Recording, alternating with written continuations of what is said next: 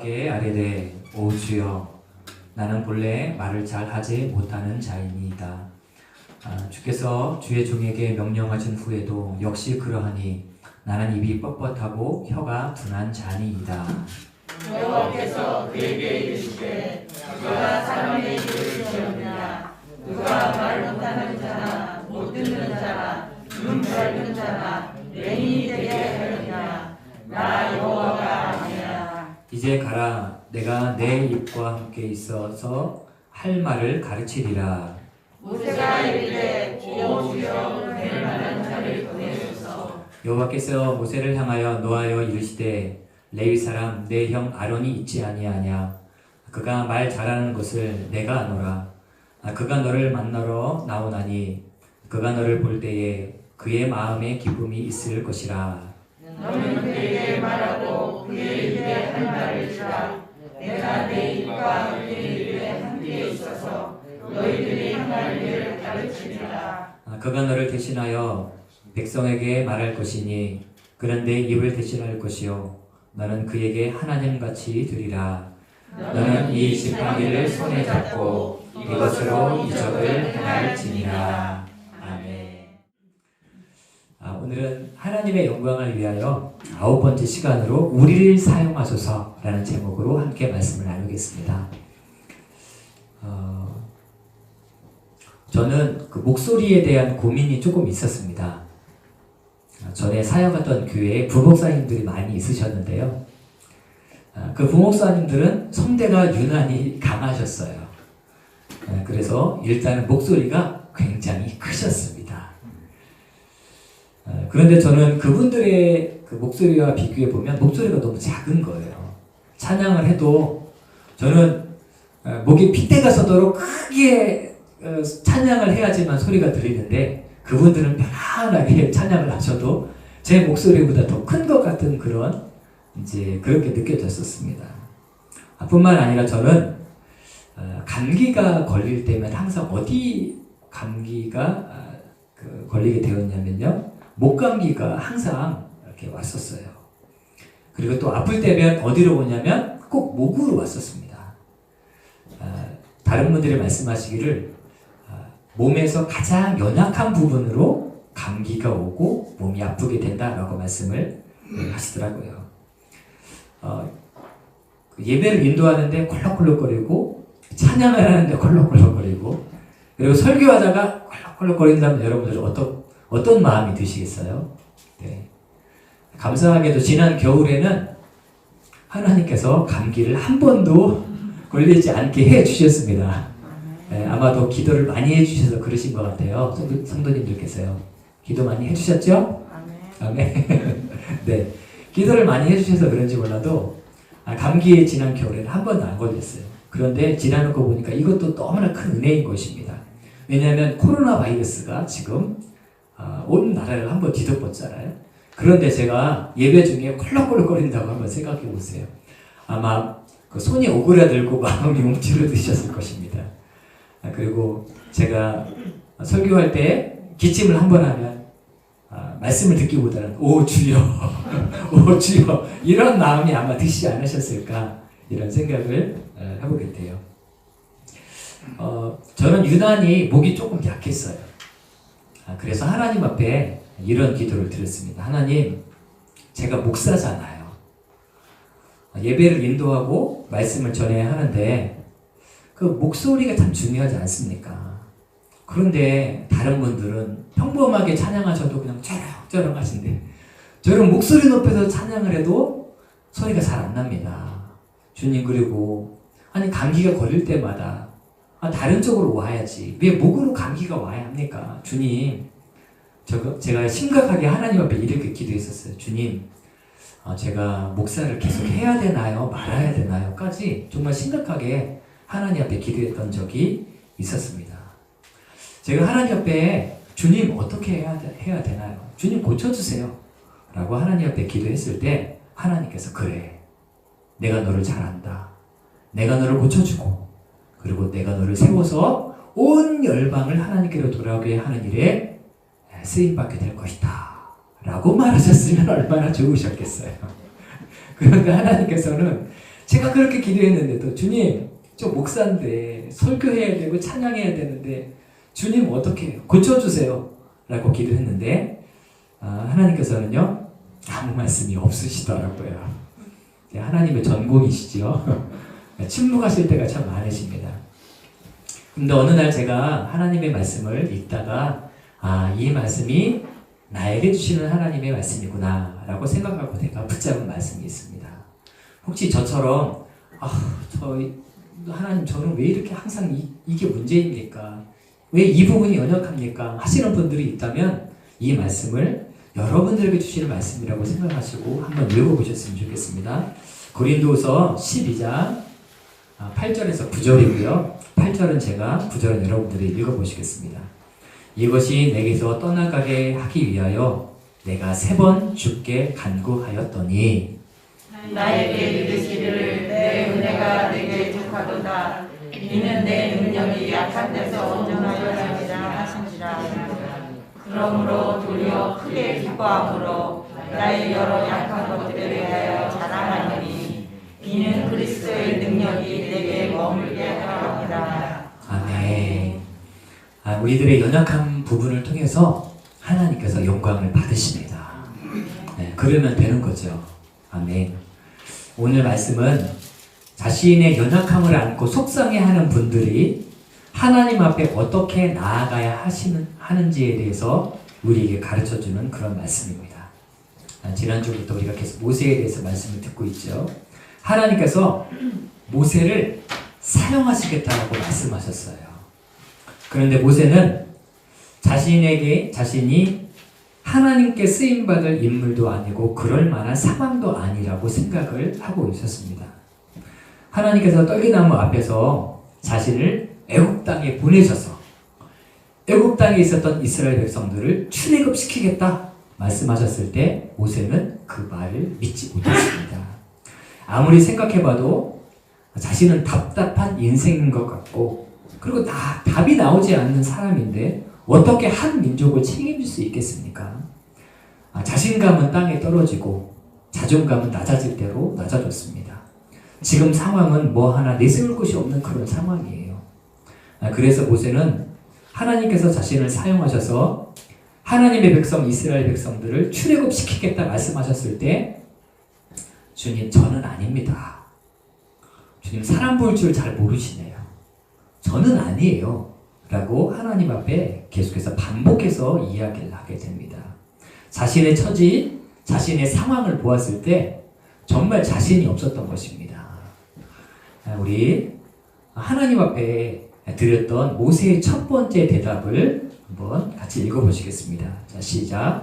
모세가 하나님께 아뢰되 내가 누구이기에 바로에게 가며 이스라엘 자손을 애굽에서 인도하여 내리이까. 아멘.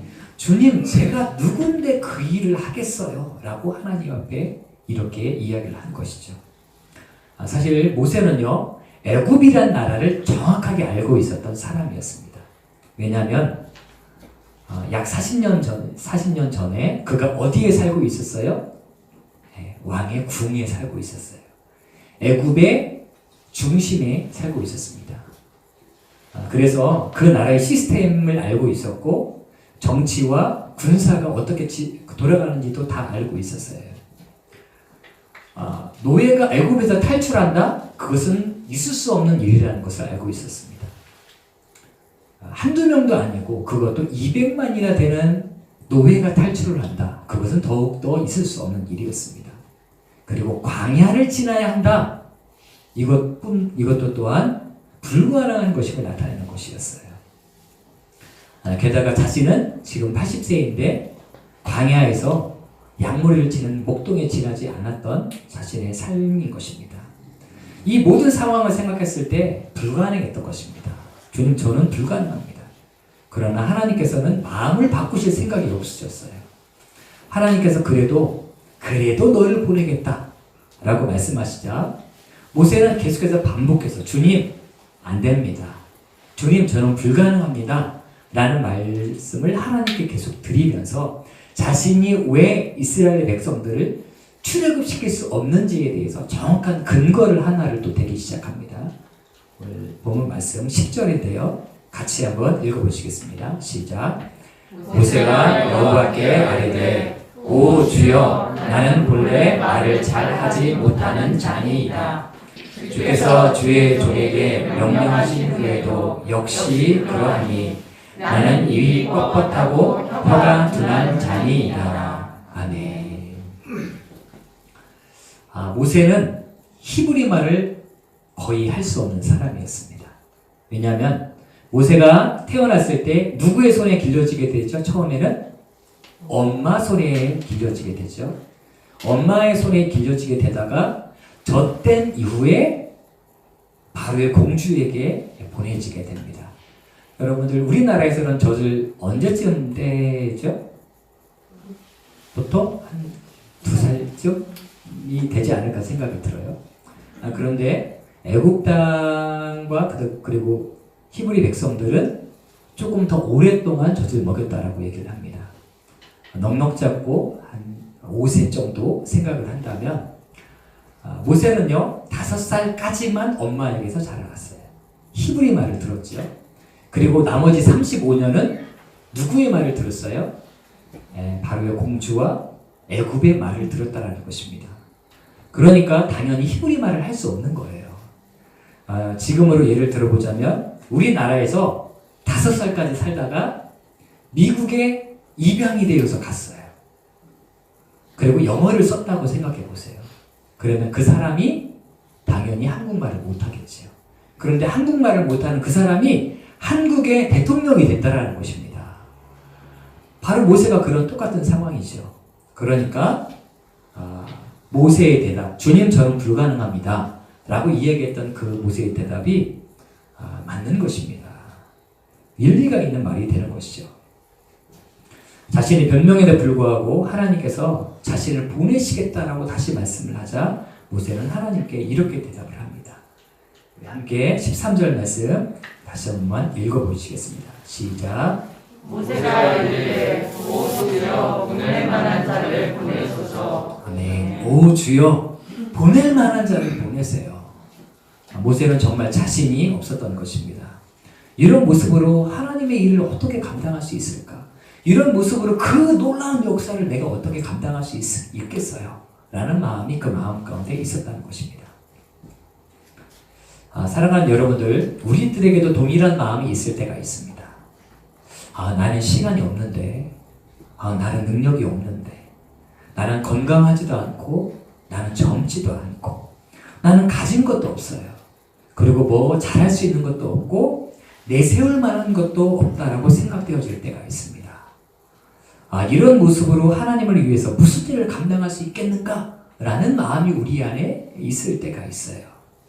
마치 제가 목 때문에 고민을 하면서 목회를 그만두어야 하나? 라는 이런 마음이 있었던 것처럼 여러분들의 삶 가운데도 내 상황과 내 처지가 이런데 내가 주님을 위해서 무엇을 할 수 있을까? 라고 생각하시는 분들이 계실 수도 있습니다. 그런데 하나님께서는 우리에게 말씀하십니다. 그렇기 때문에 우리를 사용하시겠다라는 것이에요.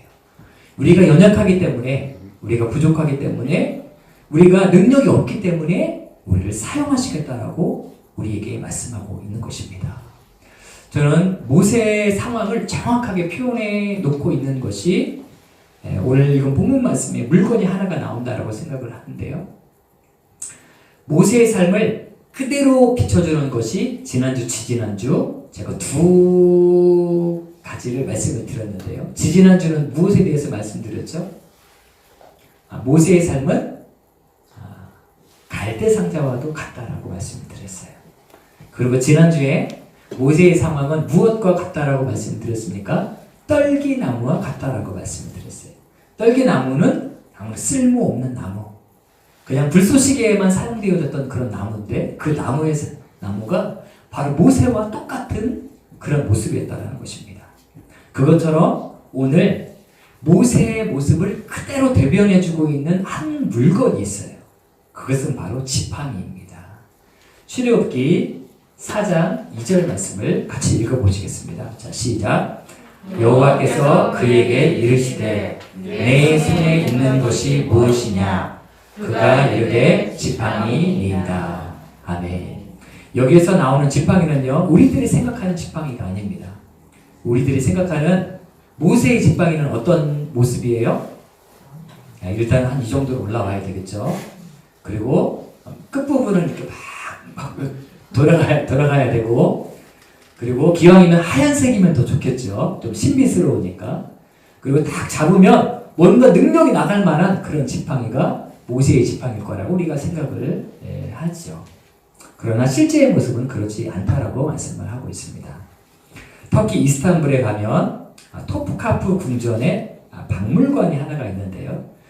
이 박물관은 일반 전시물도 있지만 거기에 무엇이 있냐면 모세의 지팡이가 전시가 되어 있다는 거예요.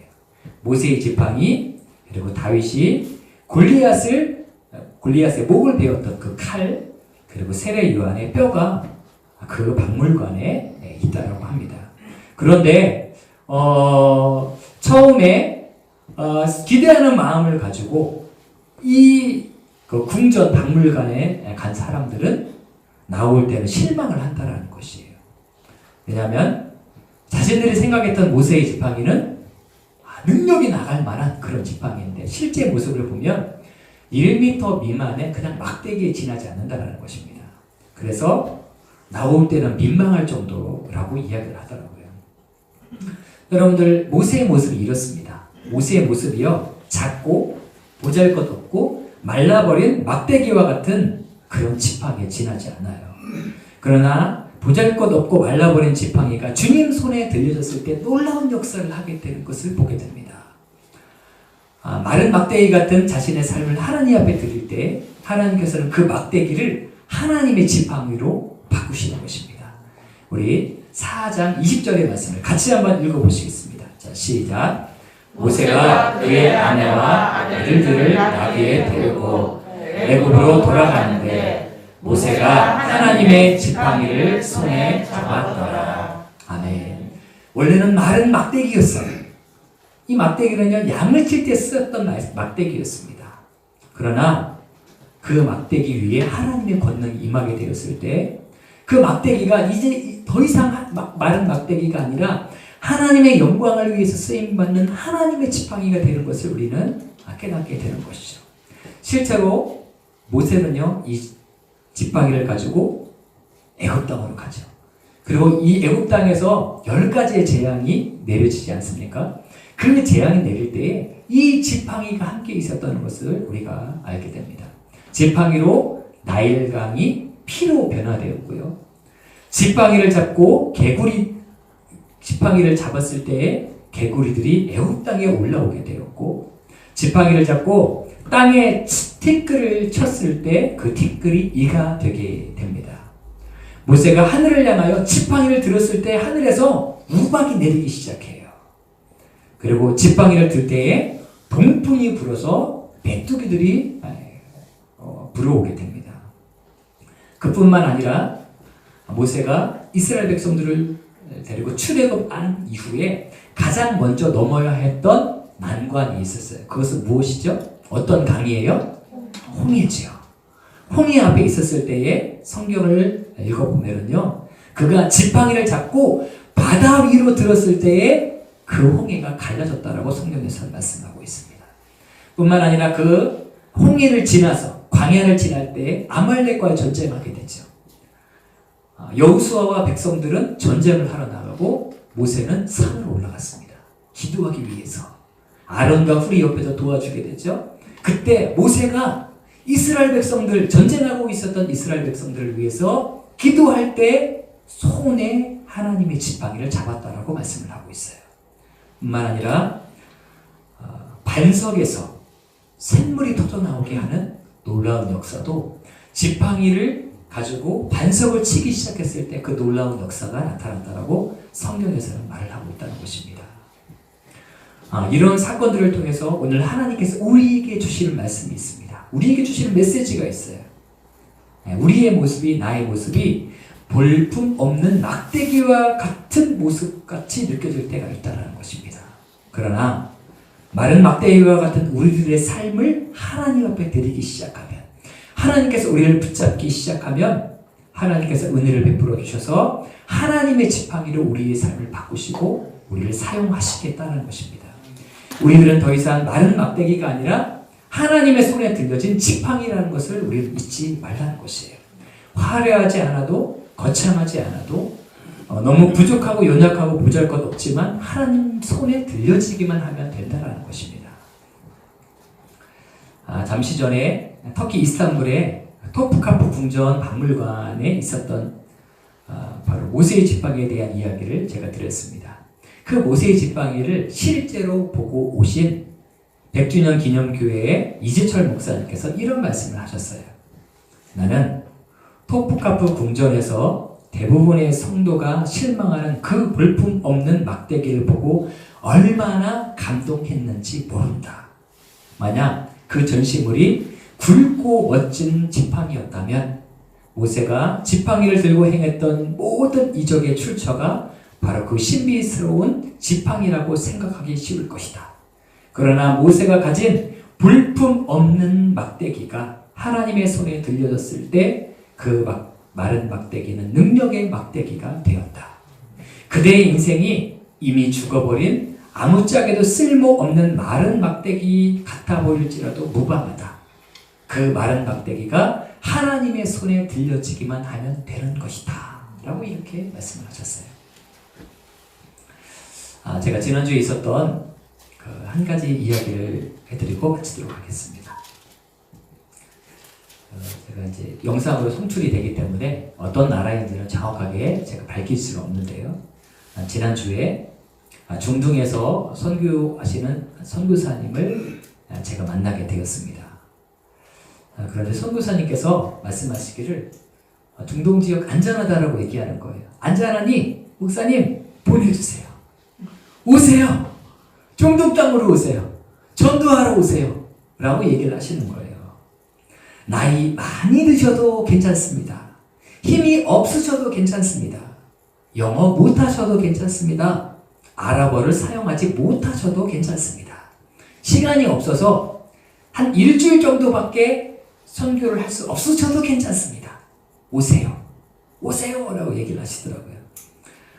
우리의 생각으로 생각할 때에는 아니 뭐 좀 그 영어를 조금 우리가 많이 하지는 못하지만 영어가 조금이라도 통하는 나라에 가면 I am 뭐 boy 뭐 이런 식으로 초등학교 영어를 사용해서라도 우리가 먼 것 좀 얘기할 수 있잖아요. 우리가 Jesus Christ 뭐 이 정도는 알고 있지 않습니까? 그 정도는 돼야지 좀 복음을 전할 수 있을 것 같아요. 그런데 우리들이 아니 그 땅에 가서 말도 통하지 않는 땅에 가서 어떻게 복음을 전할 수 있겠어요? 우리의 상황을 보세요.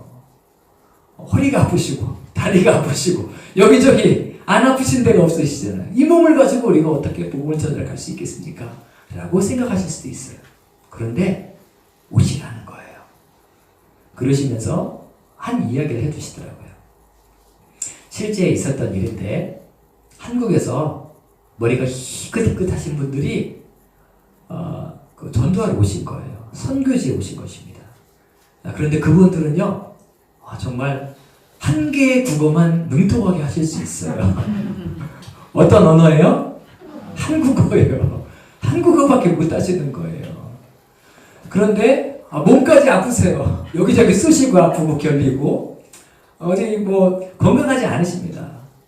그런데 그분들이요 현지 가정에 들어가실 거예요. 그걸 똑똑 두드리니까 문을 열어줍니다. 실제로 그쪽 지역의 분들은 손님을 대접한다는 것은 축복을 상징한다라고 생각을 해요. 그래서 두드리면 문을 활짝 열어주신답니다. 그래서 선교팀이 들어갔어요. 그런데 할 수 있는 말이 있으세요? 없으세요? 없으세요. 언어가 한 가지 있긴 있어요. 바디랭귀지. 바디랭귀지. 나, 너, 사랑한다. 뭐 이런 것 정도? 사랑한다. 뭐 이런 것 정도밖에 없겠죠.